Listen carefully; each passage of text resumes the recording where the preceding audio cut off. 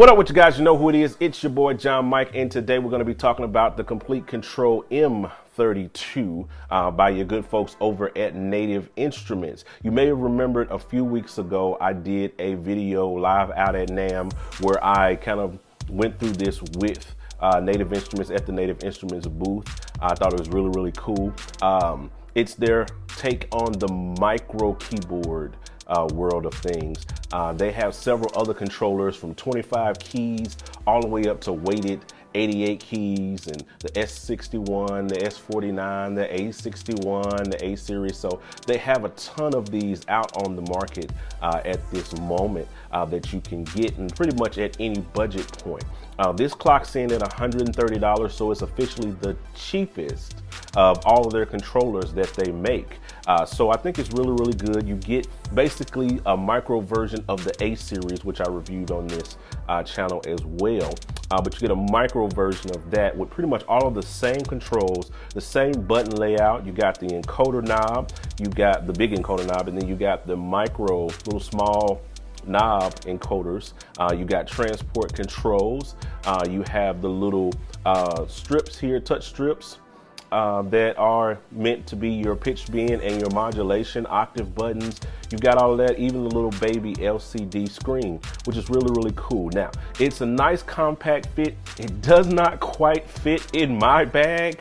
I tried it. Maybe if you have a taller bag, it'll fit in it, but this doesn't really fit in your bag. But it's good that you can throw it up under your arm, take it around with you wherever you go, and it can be kind of portable in that right, but it doesn't fit in my bag. And I got a pretty standard size backpack, and so you're gonna need a little taller backpack if you want to try to get this one in there. So I haven't really gotten into the micro keyboard world. I've never really had that. I mean, I've had a little 25 key oxygen controller that rarely gets used. I mean, like rarely ever gets used. But I never really was impressed by the little micro keyboards because, as I've talked about on this channel, I am a pianist, a piano player. I love full size keys. I love full range of motion. I like multiple octaves to be able to play on. So having something this small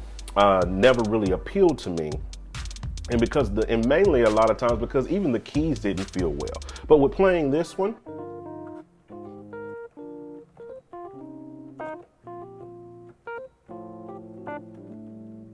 it feels really good. It feels just as good, if not better, than the A series and the S series of keyboards. It feels really good. It's probably, now I'll compare it against some other ones. I'll grab some other ones to compare against. But so far, this is the best feeling micro keyboard that I have felt. It gives you that semi-weighted feel that you get in the larger boards in a micro kind of little more portable thing. And what I like about it mainly, even though it's not as portable as I would like, that it's a nice size and it fits right on my desk without a whole lot of fuss, a whole lot of muss. It just sits right where it needs to sit at in my desk, and it's perfect, the perfect desk companion and desk keyboard, which is probably what I'm gonna be using it for a whole lot, is just for that kind of stuff. So the really dope thing about it is that it comes with a ton of software.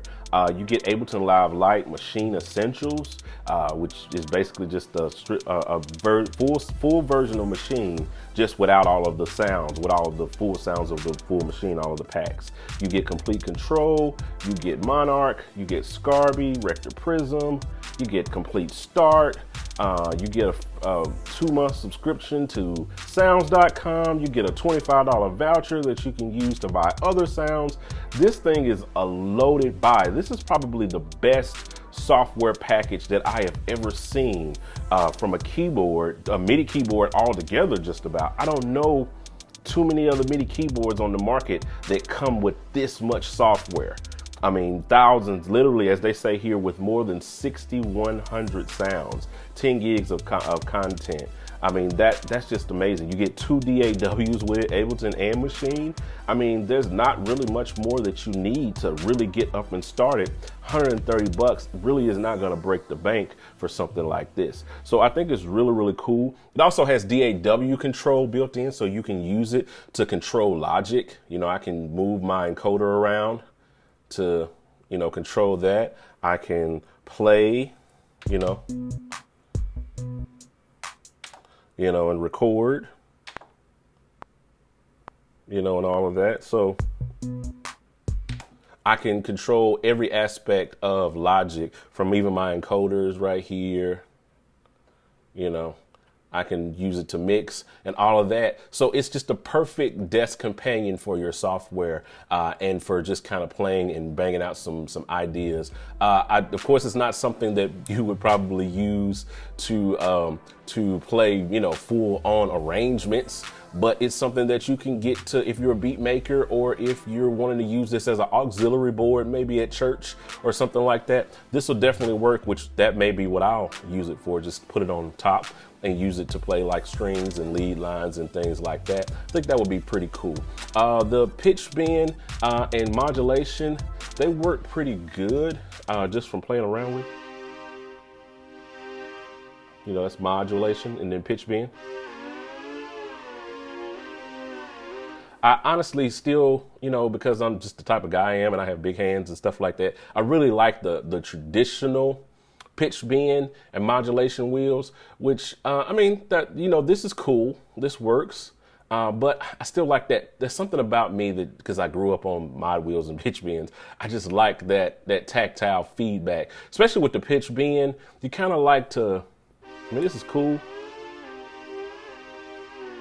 but I like that tactile feedback, that spring back that you get from a regular pitch bend. So, but other than that, it's really, really cool, really compact, really small on desk space. Not as portable as I would want. The keys feel well, very good. The keyboard is amazing in it, and the control aspect is great. If I had to give it a score, I'd give it easily a 9 out of 10, if not a 10, because of all of this doggone software that you get with it. The feel of the keys is amazing, and then just the ability to control. This easily is a 10. I'd really say I'd retract that 9 and just give it a 10.